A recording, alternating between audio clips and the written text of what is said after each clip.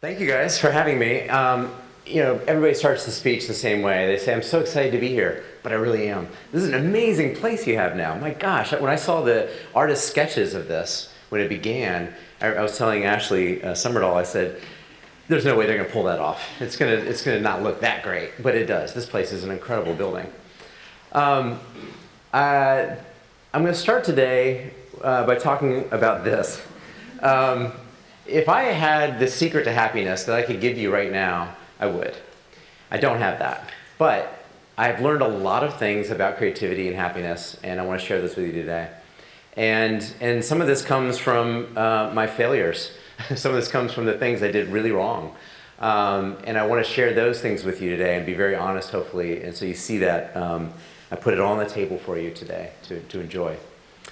And I always start here. I always say with my classes or anybody I'm teaching or speaking to or anybody, I said, what did I ever do? Why should you listen to me?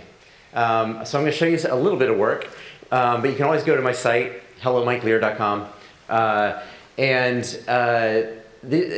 had a really lucky career. I've gotten to work on some really, really cool things with some amazing people, and it's been a whole lot of fun. So I'll take you through a few of these cases, and so you can see kind of where I've begun here. So this is Minnie. I worked on this at Crispin a long time ago. I started to really calculate how many years ago it was, and I got really sad. But it was back when there was no Boulder, there was only Miami. There was no Copenhagen, there was no Singapore, it was just a little CPB. There was about 23 creatives at the time. And we were doing some of the best work in the world, and it was a crazy, crazy time to be there. I worked 80 to 100 hours a week. That is not a joke. We did not have weekends off. We worked the entire time. I did that for over 2 years. It almost killed me, but I also loved it. There was a lot of joy in it because I was surrounded by people way smarter than me, and we got to do some of the best work that we've ever done. So this is something we did for Minnie. It was a hoax. We managed to fool the world that we built an 18-foot robot made out of Minnie parts. So much so that we had Wired magazine calling us. We had the Imagineers from Disney World wanting to speak to the professor that was actually the father of my producer. You'll see this, but it was all a big hoax, and we had a lot of fun.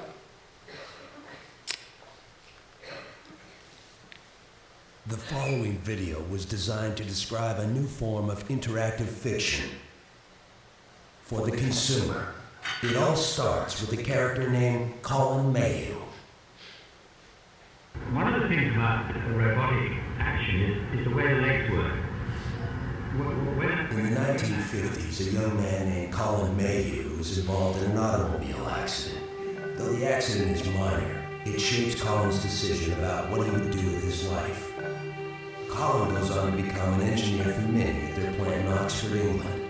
It's there that he begins working on a project that he had dreamed of since the accident, building a robot sophisticated enough to prevent traffic accidents, repair vehicles, and make the roads safer. Colin begins to build his robot from the only parts available to him, parts from Minnie's. In 2001, Colin begins robot testing in a remote location outside Oxford. Okay.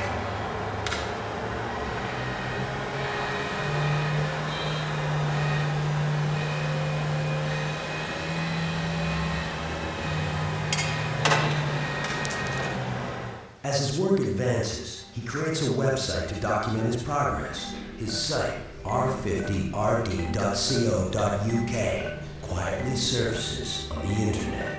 After a while, it becomes a topic on a few message boards, and news of Colin's robots moves along at a modest pace.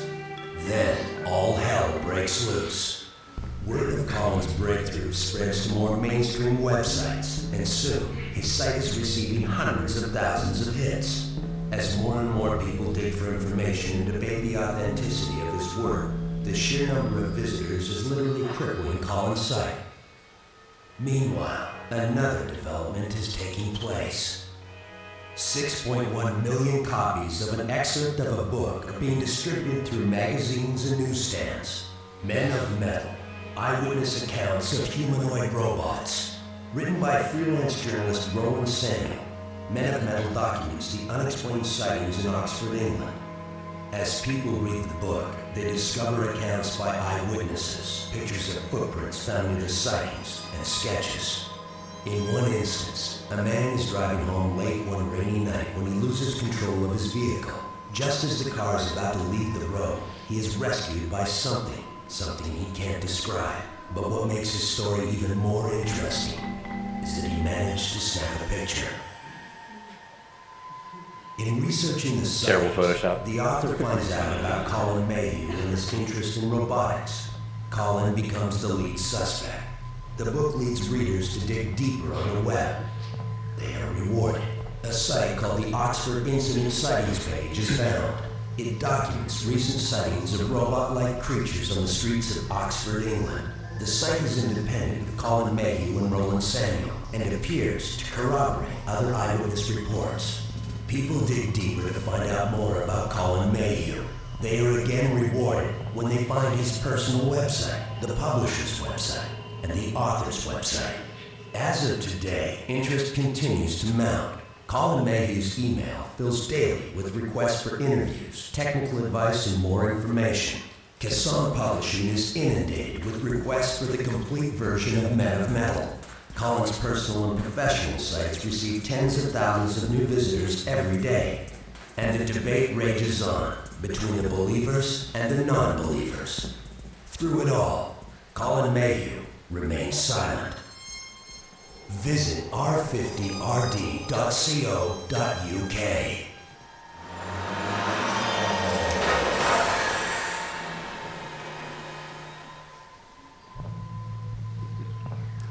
So I'll never forget, Wired Magazine contacted the professor.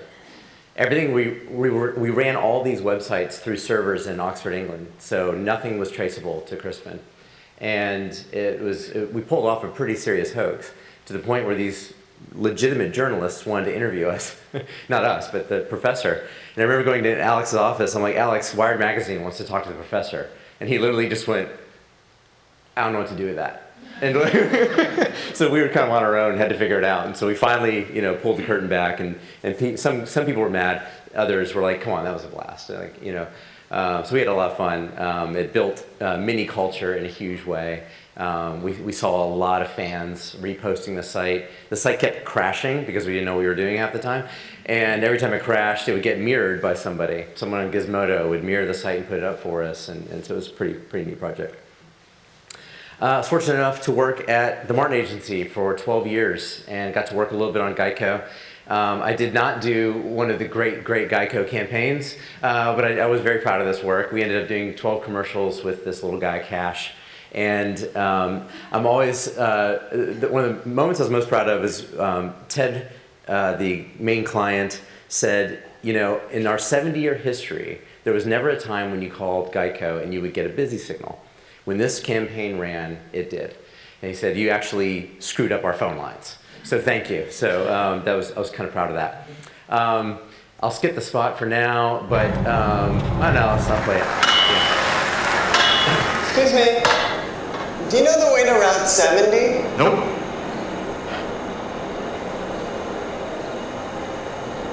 What is that?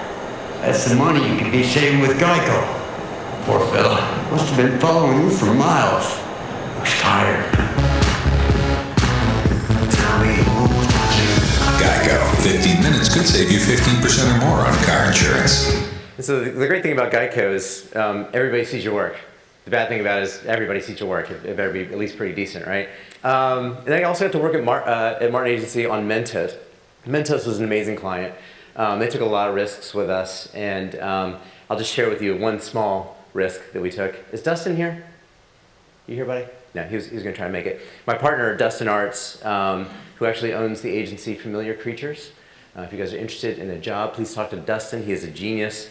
He and I did this series of work together, which was absurd.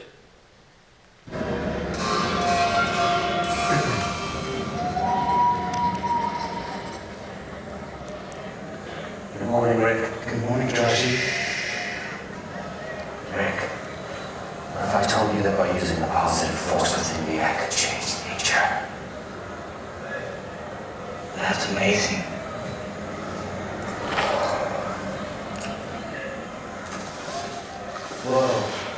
Whoa, Rick. Your reaction to the reaction of nature.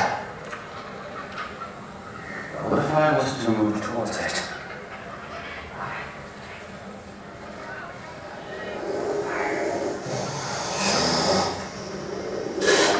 Yeah, good.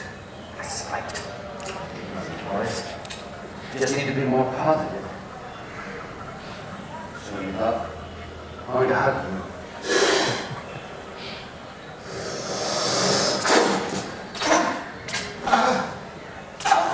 They're just testing me. Yes. Oh, it feels icy. Good. Oh, Rick, amazing. Eugene. May we all live the fresh, positive Mentos way of life.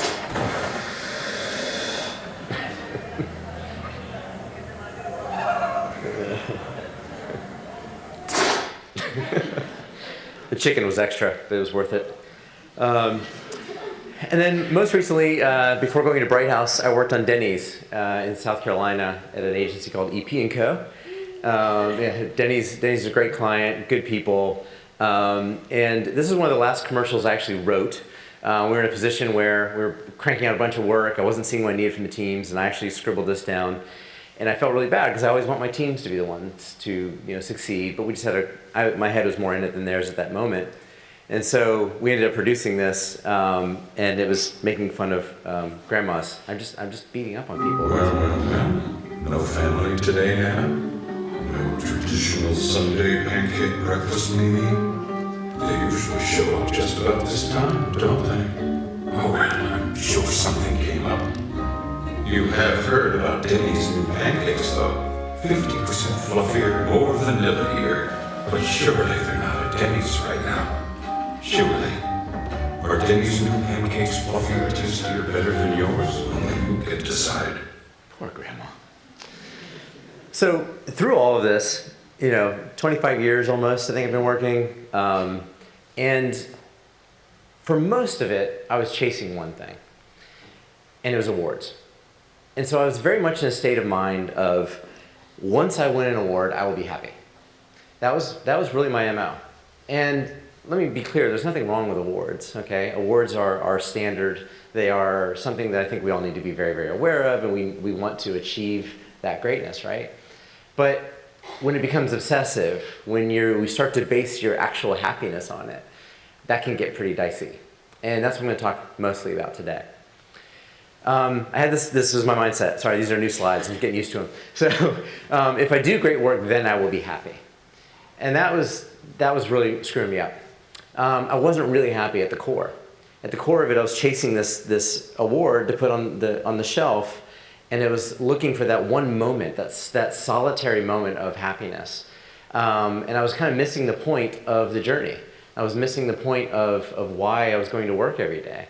It felt like it was to win awards. That made sense to me. It was very clear cut. But the more I got into it, the more I realized, I think there's a little bit more to it. But I want to take this moment just to say, it wasn't all bad, okay? This is the crew I got to work with at Crispin. This is it. That's me with no facial hair. But there's Alex. There's Rob Riley, who's now global head of all creative in the world. Tony Calcayo, who's still there. You got Mark Taylor. This room was an incredible room. Paul Keister runs Carvana now. There's some amazing people I got to work with. So it was a pretty good time to be alive. I got to work for Luke Sullivan for almost 6 years. Luke is still a dear, dear friend, a genius. If you have not read this book, you must read this book, please. So I've had a lot of really amazing people in my life. I got to work for Mike Hughes. I'm going to try to get choked up, but I got to work for Mike for 10 years. And John being here is not making that easy either. This was a picture I took at lunch one day on set in South Africa. So this career that you're about to embark on is amazing, and it is joyful, and you will be surrounded by incredible people all the way through, really no matter where you work. But I just want to focus on one facet of it that I think it was a little bit of a missing piece for me. And it's something that took me a long time to figure out, and that's what I'm going to share with you today. So around the time that I was starting to have these feelings, it was probably around 2010, 2010. This is a gentleman by the name of Linz Redding. And he was an art director in New Zealand, and he wrote this article. And it was one of those things that when it came out, we all quietly passed it around, but no one wanted to talk about it too much because it was pretty damning to our industry. He died of cancer, and he kept a blog, and his last post was basically, was this worth it? It wasn't for him. And he goes through in very great detail how much he hated it and how much it was stupid and how much it was awful. And I think he kind of took it a little far, but I mean, look, the guy can do whatever he wants. He was on his deathbed, right? But I will say that it really shocked me and it shook me to my core. And I was like, God, I think he's kind of right. There's a lot that's really messed up about our industry. I don't like this feeling of constant stress and I don't know how to deal with that. I want to learn more. And so around that time, I started to really dig deeper and learn things about this very topic. So what I've learned is that depression and creativity are linked. They're very, very closely linked. And the more we have an understanding of this, the more we get on top of it. So do a Google search sometime. Just put depression and creativity into your Google bar and hit search. Basically, there's 174 million articles that come up in the first 0.3 seconds. So there's a lot of information out there. And so I started deep dive into this stuff and read articles, and it's fascinating. And the more I got the understanding of it, the more I realized this is actually pretty understandable and manageable. So what happens in our brains as creatives is we ask, what if? We are professional what-ifers. That is our job. We sit around and go, well, what if it was this? What if it was that? What if there's this guy named Georgie and he got attacked by snakes? That's like our thing. That's what our jobs are. But there's a yin-yang to that. The positive, the light, is what if? Blue sky, our thinking, our creativity is wonderful. The darker side is that we say, what if I'm wrong? What if this sucks? What if he hates me? What if my boss is really kind of mad at me? What if? And what that's called is rumination. We're also awesome at rumination. Like we're really good at this too. So yes, we're professional what-ifers, but the bad side of it is rumination. Now, let me be clear, not everyone experiences this, right? But if you're particularly sensitive, like me, you experience it a lot. So for me, the rumination got the better of me as my career progressed. I started to second guess myself more. I started to be less sure of my work. And that's a scary place to be as a creative. You want to be the guy in the room saying, this is amazing and awesome, buy it because it's glorious, look at it. You want to have that swagger at all times. But a lot of times you just don't. And sometimes you have to kind of fake it to make it. But for me, the more I learned about this, the more I was able to cope with it. So you can't change this. It's who we are. Creative people, we are professional what-ifers. So we basically are thinking about what if all the time. It's at our core. It's why you came to the school probably, right? But you can mitigate the extremes. You can learn to notice when you're doing it and change your reaction to it. In Buddhism, they talk about that a lot. You cannot change the world, but you can change your reaction to the world. And so hopefully that's what I can share with you today. Now I have learned that I really wanted to have the answer and basically show you exactly what to do. Here's the 12-step process and you can go through this and you'll be great. It's impossible. What it comes down to is you have to do this for yourself. But I can show you some ways to do that. Headspace is an app that I use almost every day. It's a meditation app and it's fantastic. My company happens to pay for it, which is kind of awesome. But it is awesome. I have found so much fodder in this for my own head and my own headspace. I'm coming up with better ideas. I'm a freer thinker because of it. I'm more calm. I love it. There's other apps, just Calm. There's a couple others. They're great. Headspace I find to be particularly wonderful. Blinkist, another app that I happen to love, full of self-help books, full of research papers, full of incredible books that are reduced down to what they call blinks. So these will be, a 10. Have you ever read like a Malcolm Gladwell book and you're about 3 chapters in, you kind of go, okay, yeah, I got it. Like I get the idea. All you're going to show me is more examples for the rest of the time. Well, this takes care of that. So basically, you get to read these self-help books and these very interesting topics very, very quickly. You can finish one in 20 minutes. I think it's like $65 for the year. Totally worth it. I love this. I love this app. My designer put this in. She's like, can I put this in there? I just think you should be saying this right now. I said, sure. So sharing your feelings is dope as hell. Sharing with others what you're going through. Saying, hey man, I'm really struggling with this. Can you help me with this? And you'll be surprised at how fast people open up and how fast people are there for you, especially good people, right? I find that the more I open up about things, the more I talk about it, I find more and more creatives, especially when I show this talk, say, oh my God, me too. I have the same feelings. I'm always terrified. How do I get over that? It's like, yeah, it's just part of the deal, man. That's who we are as creatives. And seriously, find a therapist. The resources are incredible. We go to the gym to work out and build our bodies, and we do nothing for our brains. That's just stupid. We should go to these professionals who have gone to school for many, many years and talk to them and be like, hey, I'm struggling with this thing. Can you help me? Ask for help. Get help. It's great. I do it sometimes. It's awesome. I find I kick myself for not doing it sooner, is usually the way these things work. So I can't do this work for you, but I am going to take you through something that's a technique that is practical advice that you can live with and actually work with starting today. And the reason I offer this is because if you do this work to stay positive, to keep your head in a positive state of mind, your work will get better. If you're in a negative state of mind, if you're worrying, you don't do great work. Now, you're thinking right now, like, what about those late nights when I'm cranking and I'm cramming and trying to figure out the thing? Yeah, those are still going to occur, and I'll get to that. But to be creative, to be in a creative space, you have to have an open and happy mind. Does anybody follow Rick Rubin on Instagram? Rick Rubin, I cannot say enough. Please follow him. Follow him on Twitter or Instagram. He does it on both. A record producer for Jay-Z and many, many people over the years. He's a genius, but he talks a lot about having a safe space to be in, about the creative process, and he's very wide open about it and honest about it. I mean, he talks, like, you can read articles with him. He talks about Jay-Z being afraid in the studio. Jay-Z, what? Like, literally, like, oh, I'm not sure, I'm not secure about a thing. And I'm like, if Jay-Z can feel that, we probably feel that sometimes too. It's okay. Sorry, I'm gonna prove this to you. I'm gonna talk about play. It's gonna be all about play for about 10 minutes. John Cleese is a genius.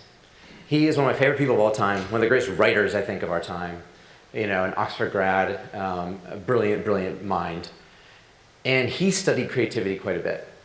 And if you can find it, it's harder to find these days, I don't know why, but there's a 20-minute talk he does that I'm going to steal from heavily now. And he talks about play. And in it, he says creativity is not a talent. It is a way of operating.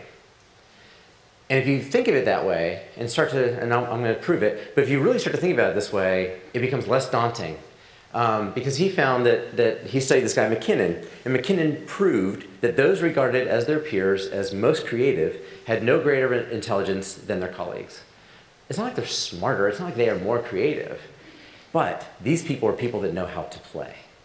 These are people who understood play and understood that it was actually very, very serious and very, very important. So this Bob McKim, another researcher in the 60s and 70s, he had this incredible experiment, and he would do this in his talks. He'd have a room this size, and he'd be speaking about play, and he would say, okay, want everyone to take a minute and reach under your chairs. There's a piece of paper and a pencil. There aren't, just for example. And I said, okay, now I want you to take 3 minutes and draw your neighbor. And so he would wait, and people would draw, and then he'd go, okay, now, these are adults. And he said, now show it to your neighbor. Here's what he heard every single time he did this. They go, okay, I'm so sorry. I'm going to show you a picture. I did the best I could. It's not great. I tried to do your hair, but it's really not good. I'm so sorry. It sucks. I'm so sorry. Apologize. So that's with adults. And he would tell these adults, guess what happened when I did it with kids? He asked kids to do the exact same thing. And these sweet little kids would do it. They'd take 3 minutes, they'd draw, they'd be like, oh, they go, okay, now show it to your neighbor. And they go, check it out! I drew you! I made you with purple hair because purple hair is crazy! And you like purple! And they were so positive and effusive and just like, it's amazing! I got to draw you today! And their drawings were amazing and creative and fun. And so what happens when we're a kid and then we're an adult? We're totally different people. Why? It's because of fear.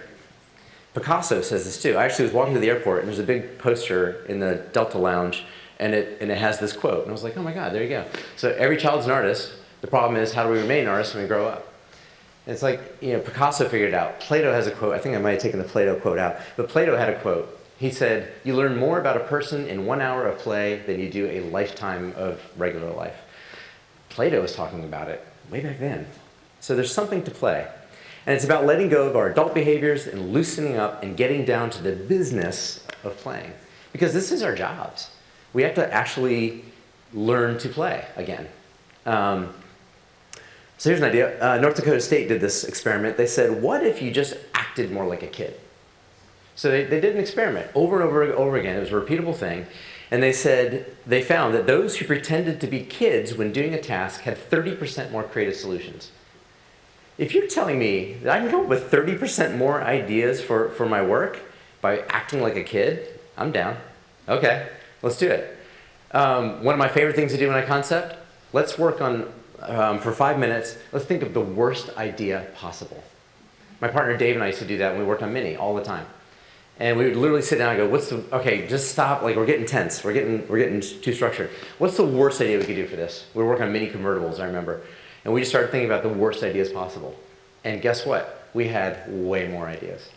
And then it got us laughing. And it became ridiculous. And it became like, oh my God, and we were laughing again. And then suddenly we had like some pretty serious stuff. Stuart Brown, another genius out there that I used in all the research I did, he gives an incredible TED Talk, 22 minutes of absolute wonderment and joy about play and about how important play is and how we disregard it and we see it as silly or trivial. It is absolutely crucial to our jobs. And he has this great quote, play is the stick that stirs the drink. It's the basis of all art, games, books, sports, movies, fashion, fun, and wonder. In short, the basis of what we think of as civilization. Play is the vital essence of life. It is what makes life lively. He's got an incredible body of work around this for years and years. I encourage you to go read all of his stuff, all of it. Northwestern also did a study, and they tried this where they said, what if we took a control group and said, work on this project? And then they took another group and said, let's go watch some comedy routines and then go work on that project. And guess what they saw? They saw a rise in the creative output. That's ridiculous, right? I mean, literally, you're just putting yourself in a state of mind. You're predisposing your brain to be in a happy place, to be in a safe place, to be in that blue sky thinking. So the idea is, you'll have more ideas if you're in a good mood. And so what I call it is priming the pump. And so I would do this with my buddy Dustin, who we did all the Mentos work together. We would literally just sit down and watch some Key and Peele for a while. And you know what? We'd start laughing. And we'd be like, okay, I'm in a good mood. Let's go work. And we try to keep our heads in a positive state of mind in that blue sky, creative time. Beer also works to a point. I was reflecting on this thinking, maybe this isn't the best slide to put in something about creativity and mental health and depression. But the point is that it is about loosening yourself up and putting yourself in a positive state. And the guys at Crispin in Copenhagen, or I'm sorry, CPB Denmark, they figured out like where is your breaking point by how much you weigh. Like where does your creativity begin to go down, because that's what happens if you drink too much. But it's just about getting your head in that space of a little bit more free, a little bit more happy, and that's okay. I will say endorphins work better. I found that like when I go for a mountain bike ride or I go for a run, my head is in a pretty positive state of mind. That's a great time to work. So I try to run in the morning and do my heavy thinking stuff in the mornings. So learn to play it like it's your job, because it really is. I mean, this really is serious business that we're in. We are talking about you will be handed millions of dollars of responsibility. Marketers will look to you to make their brands be something, and it is very, very serious. But I can't stress how serious this is. It's everything to me now. So no matter what it is, whatever your job is, the more relaxed you are, the better you are. That's sort of why I got into acting. I realized the more fun I had, the better I did at it, and thought, well, that's a job I can be proud of. It's changed my life, realizing that. So even this guy understood how to play. I mean, my God, he plays well. So play lowers your barriers to engage your subconscious. And your subconscious is where all of the answers are. A lot of times we think, well, I will make the ad by making it. I'm going to force it out, and it's not how it works. Luke Sullivan was great at this. He would always tell me, you need to run down a hallway and rattle the doorknobs some more, because you don't have it yet. And what he meant was, run down the hallway, open a door. Is there an idea in there? Cool, write it down. And then move on to the next door. Open the door. Is there an idea? Okay, cool, that's a good one. Write that down. Next door. And you just keep going down the hallway. I don't like this because it shows the end of the hallway. I always picture an infinite hallway. But literally picture it. There's a hallway that you're running down, and all of those have ideas in them. And you just haven't gotten to the ones down there at the end yet. And it's a way of engaging the subconscious. Another way is to think about a blank screen. Think about a blank phone if you're working on some sort of app or an experience for social media maybe. Look at the blank screen and what should be there. Think about it that way. It's a brain trick I use all the time, and it works pretty well. Like, what do I want to see there? What should that thing be? And it takes it off of you. It takes away some of that pressure and makes it a thing that you are looking for in where it might show up. Another way to engage the subconscious. Another way is to believe that there are 1,000 answers to your problem. You must believe this. If you come up with 3 ideas and you think that's it, you're a fool. That is not how this works. You have to be smarter more times than they are dumb. It's what a creative director said one time. But the idea is that you have to believe there are 1,000 answers. So in this example, it's barbed wire. How many examples of barbed wire in the world do you think there are? There are 1,200.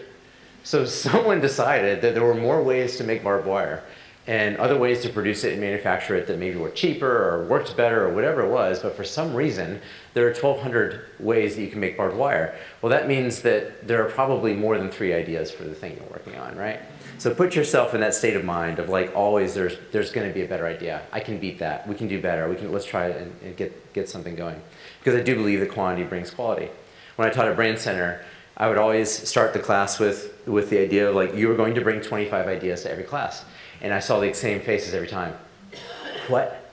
Like, yeah, 25 fully formed, fully fleshed out ideas need to go on that wall every single week. And at the beginning of class, the semester, everybody thought I was crazy. By the end of it, everyone was thanking me because they had tons of stuff coming out of my class for their books. And it's just a matter of ratios. You're going to have more wins if you put more stuff on the wall. One of the best calls I ever got was a guy who graduated from Brand Center, and I cannot remember his name, but he's at Wieden, and he called me, and he said, I just want to thank you. You made me do 25 ideas every single class, and now I'm the guy at Wieden who comes up with more ideas than anybody. I'm like, that makes me so happy. I love it. And he's like, yeah, I'm producing more work than anybody, because guess what? I put more on the wall. It's a matter of ratio. All right, so that's play. Play sounds fun, right? I've given you some techniques, some places to play, some areas to live. It sounds easy, right? You still have to work really hard sometimes, but you just have to know when to work hard. So there's 2 modes. It's open and closed, and John Cleese talks about this in his speech as well. In the open mode, that's the blue sky time. That's where nothing should be thrown out. Everything is happy. Every idea is great. Nothing should be criticized. Put it all on the wall and have fun. You will come up with more ideas when you're doing that. Now let's be real. At some point, you got to show your creative director. So at that point, you go into closed mode. So open mode to create, and then in closed, once you have a solution that you go, oh, there's something really cool in this. This is a great idea. Now you go into closed mode and you get serious about it. And there you got to kind of grind. There it's kind of like, hey, I'm going to put headphones on. I'm going to write this script for a while. Don't talk to me. That's the mode where you kind of have to shut it down.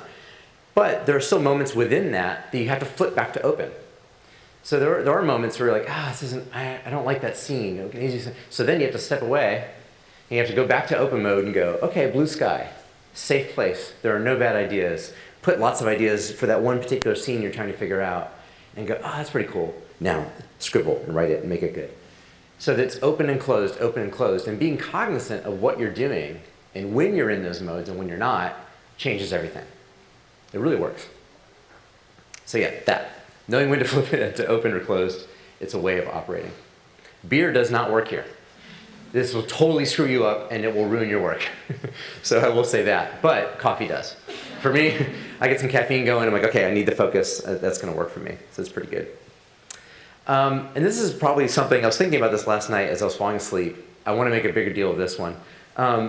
do not stop because it gives you relief from the toil. So there's a moment when you're like, oh, but Mike said play, and it was all about happiness and stuff like that. So we're good, let's just show the work. No, man, you still gotta have a high bar. You still have to be able to step back and remove yourself from it and go, is that great? And if it's not, go, okay, cool, let's put that over there, let's keep going. Because there are 1,000 ideas for my problem, I just need 500 more.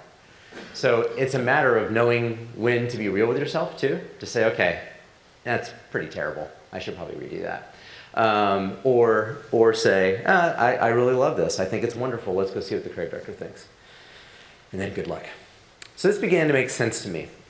This gave me understanding, it gave me structure, it gave me a way of operating.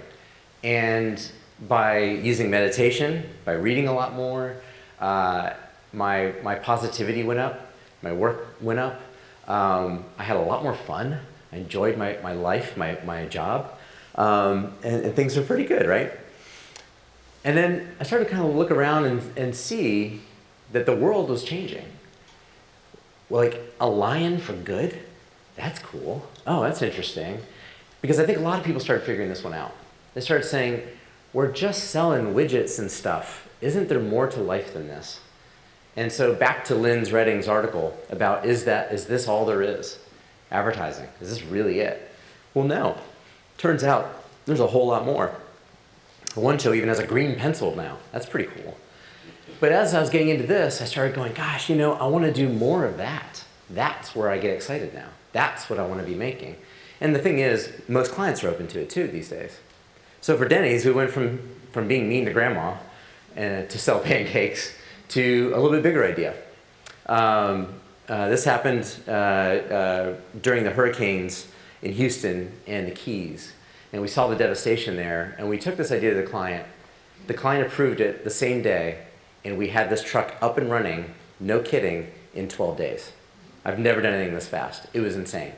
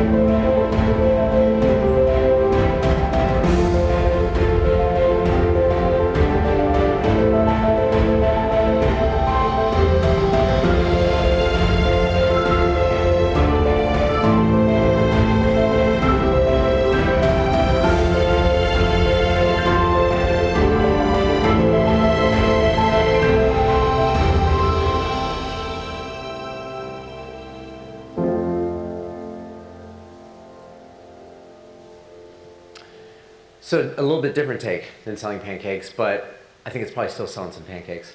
What's really cool about this is everywhere we take that truck, well, they now, I don't get to say we anymore, but everywhere they take that truck, the driver said, I literally can look in my rearview mirror and every time there's somebody taking a picture. It's awesome. I mean, they fed, I think, 14,000 people in that first weekend. And every time they go out, tens of thousands of people are being fed, and it's just awesome. So another way to express the purpose of a brand, really. So then something, for me, a huge what if happened. I got a call, actually, this is how it went down. This, by the way, is the only reason I keep Facebook, is because people write me for jobs sometimes. But what's crazy is Kathy Carlisi, the president of Bright House, very famous creative for many years in Atlanta. She's an incredible person. She wrote me on Facebook and just said, hey, would you guys ever come work for us? And I thought, well, no, because I don't know what you guys do and it doesn't make any sense to me and I'm terrified of it. So my gut reaction was like, oh, I'm not doing that. That's weird. I don't get what they do. But my wife is smarter than I am.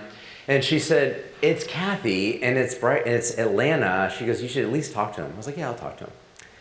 So first phone call, 20 minutes into it, I was in. I literally had a 20-minute phone call and then I was leaning in. I was like, oh my God, I want this job so badly. And I had to play it cool. And it was really tough because I wanted this job so badly. So I now work at Bright House. I've been there since March of last year, and we are owned by Boston Consulting Group. If you're familiar with consultancies, I wasn't. Boston Consulting Group are 19,000 people strong. They are in every single company and industry you can name, and a lot of the work that we do is working very, very closely with our partners at BCG. And what happens is they work within these companies and they identify issues that are happening. And they identify things like, wow, there's no alignment in this culture right now. You guys are all over the place. This guy's saying this thing, this guy's saying this thing. We need Bright House. We come in, we have an incredible team of strategists and creatives, and we put together a purpose. And we always say that we don't come and show you what your purpose is. We dig away and we show you what your purpose is. It's already there. We don't write it and make it up. It's already there, but we articulate it, hopefully beautifully. We have offices in Atlanta. There's about 65 of us in Atlanta. A couple people in New York. We have 10 people or so, I think. I think there's like 12 or 15 now in Berlin, and about 5 people in Paris. We just opened a Paris office. All associated with BCG, but also very much Bright House. We are our own company. In many ways. These are some of the amazing clients that we've got to work with. I was just in London working on Burberry, helping them with their purpose. It was an incredible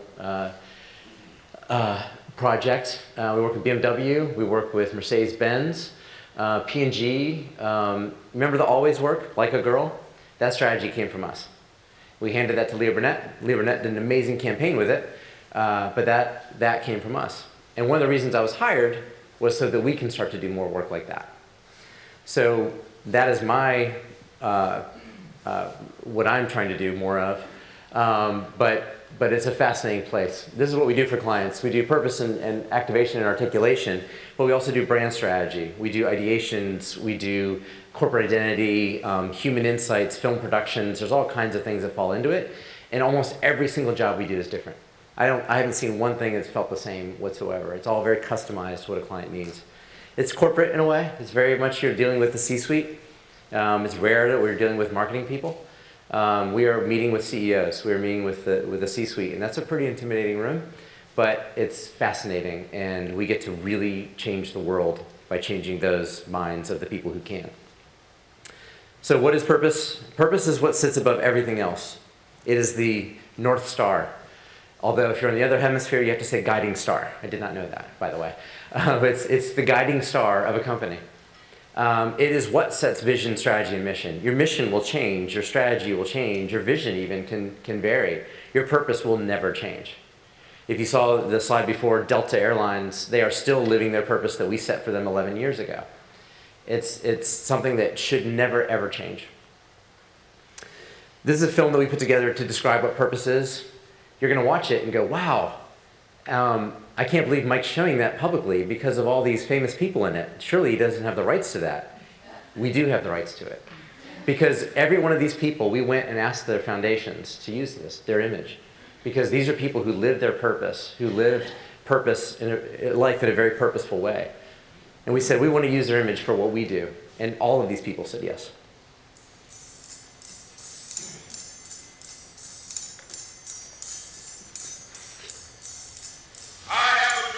King called it freedom. One day, this nation will rise up. Carlo called it beauty. Kennedy called it the moon. We call it purpose. It's not what you make. It's not where you're going. It is your why. Purpose is why you get up in the morning and why you sleep well at night. Purpose positively impacts society and the bottom line. It creates movement, energy, and alignment, and turns brands into stands. But to change the course of history, of humanity, it is not enough to believe in something. You must march for it. It's not enough to imagine something. You must build it. It's not enough to proclaim something. You must redefine everything by it. When you have purpose, you show the way, like a visionary. There's a possibility not only of living through this, of surviving, but even thriving. When you have purpose, you wage peace, like a rebel. You love, like it's the only thing that matters. Because when purpose compels you to move, to take risks, to defy gravity and all odds, the work you do will change the world.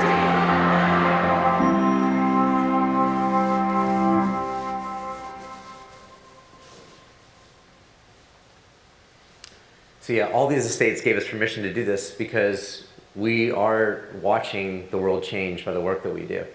When we get to work with companies and align their purpose and get them to work on bold commitments that come out of those purposes and what they want to change in the world, it's mind-blowing. It's just so much fun. So our purpose is to discover true light in the world. We believe at Bright House that is what we are put here to do. So when we go into a company, we try to find what's the truest light, the clearest light, that will shine the most positivity in the world. Purpose is a very hot topic, as we all know. Larry Fink just gave an incredible letter to CEOs about purpose from BlackRock. Shareholder value is no longer everything, top CEOs say. You're going to hear that more and more and more. It's just happening all over the place. Now, I will say, take a moment here to pause and say, people are talking about purpose in some incorrect ways. When you look at the way that they talk about it at Cannes, it's not that it's wrong, it's just, it's not the same purpose I'm talking about. I'm talking about organizational purpose, the very, very highest level of purpose. You can do purposeful work out of that purpose. You can do a purposeful campaign. You can do social good campaigns that are very purposeful, but let's not call that purpose. That is living the purpose, but it is not purpose with a capital P. I just want to be really clear about that. It's something we're seeing a lot of discussion about this word, and then I hear people go off on this end, and I'm like, that's not purpose anymore. You're talking about a social good campaign. But purpose changes everything. It becomes a magnet, an engine, a North Star. We see the alignment thing happens really, really quickly. For Bank of Montreal, they have 45,000 employees. So when we set their purpose, boldly grow the good, those few words and all the principles and all the actions that have come out of that are changing that culture overnight. And it's amazing to watch. Results are for real. 9 out of 10 employees would take a pay cut to have more purpose in their work. 88% buy purposefully. They will choose a brand that has a clear purpose over another. It's one of the reasons Patagonia does so well. You see less turnover in the organizations. Those companies that adopt purpose and live it truly and really act on it and don't let it just sit on a shelf, we see massive change happening. Consumers hold brands responsible for social impact. We all know this. You guys are seeing this more and more. I think it's why, like Cannes Lions for Good is a wonderful thing. That is coming out of purposeful work. That is having the focus to do good in the world and not just sell things. So how do we get to purpose? Well, we find out who you are and we find the need in the world. And it's at that intersection is where purpose lives. So it can't just be purposeful if it doesn't solve anything. If you're not doing anything to change things, to make things better, then that's not going to drive your business, ultimately. So we see this framework we use quite a bit. One of the things we do that's kind of rare and special is we work with luminaries. We have a network of over 500 people that work for Bright House on contract basis, not all at the same time. And we bring these people in to discuss issues and problems that we find, tensions that we find. This is a proprietary process that Joey Ryman, who founded our agency a long time ago, Joey figured out using people who are incredible thinkers at mountain climbing or knot making, or literally, like we have a person who's an expert knot maker, and we brought them recently in with the client to do a workshop because we said, here's the idea, here's what they're wrestling with, here's the way that we want to focus that through making knots. And it was amazing. At the end of the workshop, all these executives were like, this is mind-blowing. Our lives are changed. And they're all carrying around these little knots that they made. And they all have them hanging on their doorknobs at the office now. And it's little things like that we do, little projects like that that we find are incredible. Corey Johnson, he's a local cellist in Atlanta, an incredible storyteller. And we bring him in when we need insights around storytelling and understanding a story arc. He just has a brilliant mind for that. And he's amazing on cello, so he shares that with us as well. So, as we get into the work, it starts to get very, very heady very quick. And our slides begin to fill with a lot more words than you'll see in advertising slides. I've actually combed so much out of the slides at the end of this deck because it was becoming too wordy. But these are a few of the timeless purposes that we have helped these companies create. Mercedes-Benz, we just finished up with them. First Move the World was the purpose we put in place for them. In a few weeks, you'll see the full case study on the Bright House website. I don't have a lot of case studies up yet. We're still designing those. But that has been transformative for them. They've set massive goals coming out of that purpose to get their manufacturing plants carbon neutral by 2022, and then a full fleet of carbon neutral passenger cars by 2039. And that came out of the work that we did with them. After establishing purpose, then we asked companies, what is your bold commitment going to be? What will you do to change the world? And it has to be big. It should hurt you a little bit, because that's bold. That's when you know it's working, when it's hurting. And they set these goals. They said, yeah, we can do this. It's going to be very painful for them, but they know that that is something they must do. We must do this to change the world. Working with North Face, I did not work on that case, so I don't know a whole lot about it, but an incredible company. We continue to talk to them about some other projects. And always, one of the things we're most proud of. You saw the work that Leo Burnett did. It was incredible. But 17 million girls enrolled in puberty and confidence education programs coming out of this. That is life-changing stuff. And that's what I get really excited about and happy about. So our creative team looks like this. That's Sierra. She's one of our writers. I was on the phone with her this morning, telling her I can't send her to Paris. I'm very sad about that. I'm sorry, Sierra, if you ever watch this later. But she's going to Berlin. It's Pedro in the middle there. He's one of our Berlin art directors. He's actually in Atlanta. He defected to Berlin. I'm not mad at him. We have filmmakers on staff that make little films that we need, and grab pieces of content that we create. We have researchers, analysts, and storytellers. A lot of our researchers and analysts are Ivy Leaguers, some pretty big brains in our building, man. It's an intimidating bunch, but they're really, really wonderful to work with. So overall, we're a group of revolutionaries dedicated to changing the world by changing the minds of the business leaders who can. Just love that quote. I think I need to put that earlier in my deck, but anyway. So now I'm going to take you through a little bit of the work that we've done recently for some clients. So working with Mercedes-Benz, they needed something to really engage their C-suite. Actually, C-suite and beyond. It was about 300 of their top executives.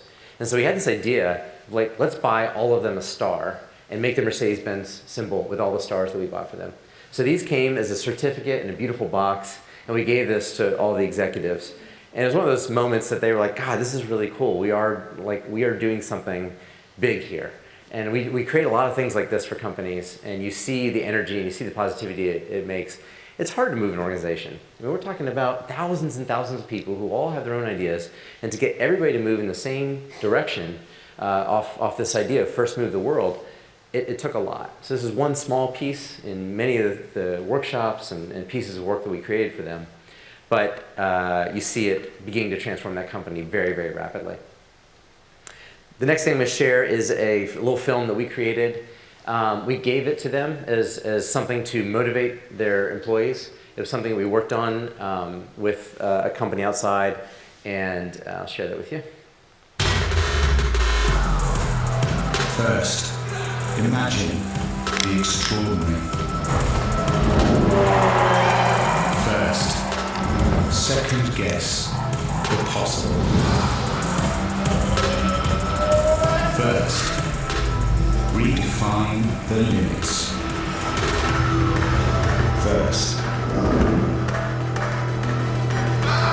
the world. So it's about taking that little line and making something out of it that energizes, and this is just for their internal audience. However, there's a new creative director who saw this recently in Stuttgart, and he said, wait, when did you do this? I didn't see this yet. I want to run this. So they may end up running it over there. We'll see what happens. Next project is something we did for United Way of Houston. So we were doing sort of pro bono work, some pro bono work for them, along with BCG, helping them organize a little bit better. And we saw an opportunity to make some work, because the more we talked to them, we kept hearing the same thing over and over again. And they said, just so many people out there don't know what we do. There's so many stories we have, but they just don't know it. And I said, I know this wasn't in our scope, but can we talk to you about that? Can we maybe do a little project like this? And we showed this work to them, and they immediately bought it. They're like, this is awesome. How fast can you make this? And we said, sure, we'll go shoot this really quick. So this is something we shot in-house.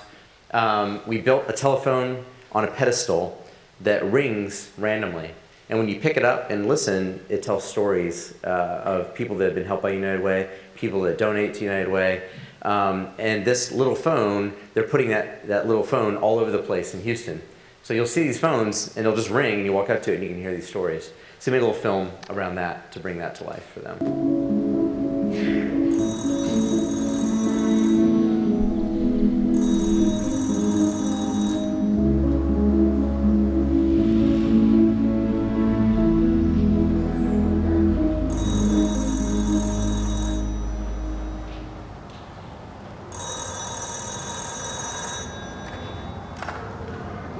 Hi, my name is Jessica. My name is Bryson. Hey, I'm Mark. I was alcoholic, cocaine addict, I was homeless. I was just constantly struggling and felt like I was letting everyone down. The things that I saw in my neighborhood, the things that I saw around my school, I could have gone down such a different road. Received my second DWI, and that is when I first heard of the United Way Agency.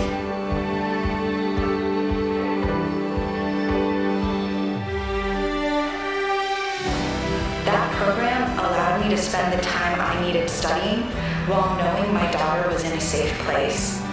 I received inpatient help for 18 months, and then that was pretty much that break-free moment. When my own family would not help me, they were there for me. When one person touches one life, and when that impact is ignited, you have no choice but to touch another life. I don't think I would be here today if it wasn't for the United Way at all.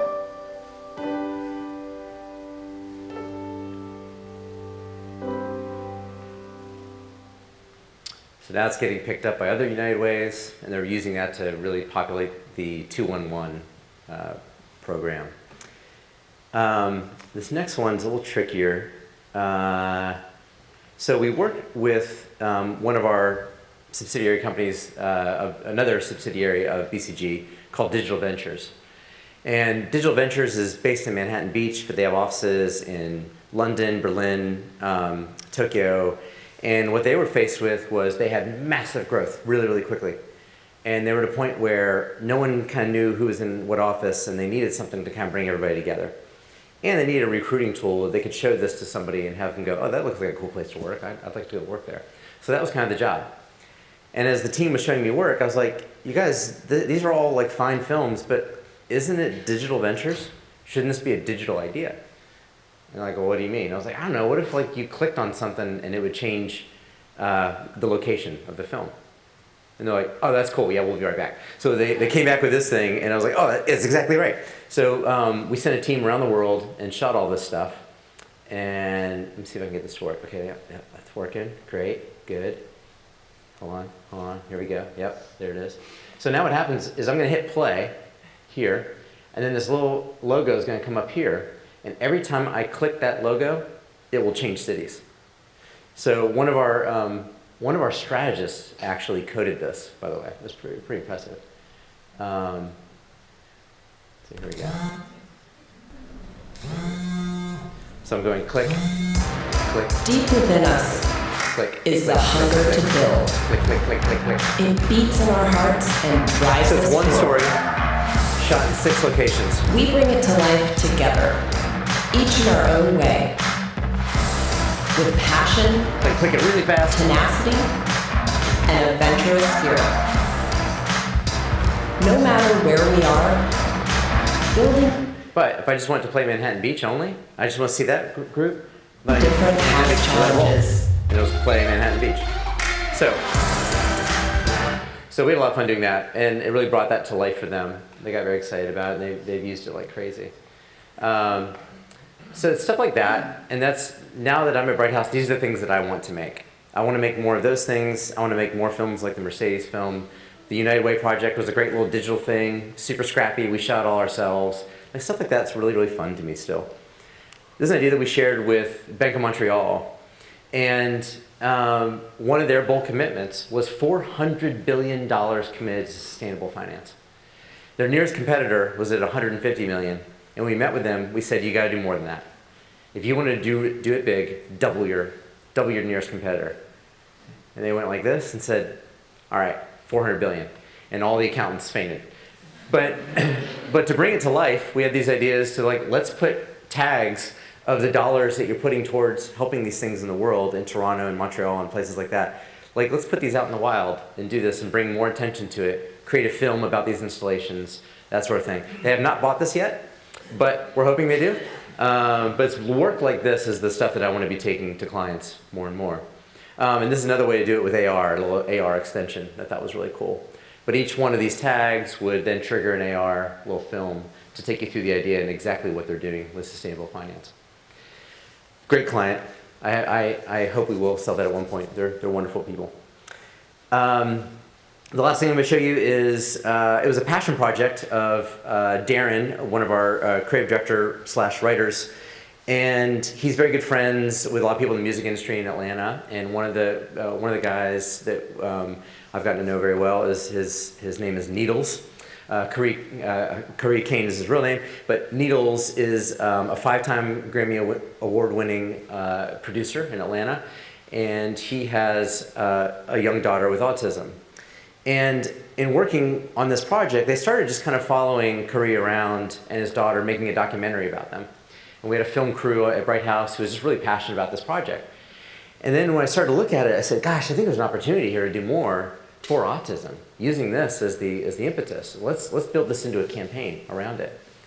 And Niels is into it. He's like, I love it. What do you mean? What do you want to do? I said, well, I don't know. I was like, so the team came up with we're going to build a bus, and this bus is going to go to lower income neighborhoods where if you are black, you are 5 times more likely to be misdiagnosed with autism or not to be diagnosed at all. That's a horrible statistic.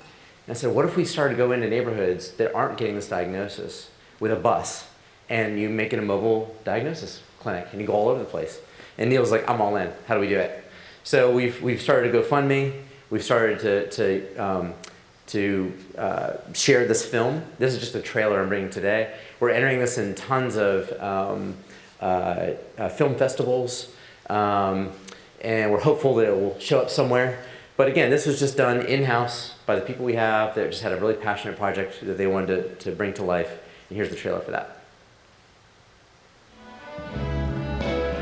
I'm not gonna be there until probably 8-ish. But and I went in there earlier and started messing with some of those tracks, like the Rihanna stuff. Like I just want to listen to it one more time and just send them out. Let's show you this. Come on, birthday girl. Y'all ready?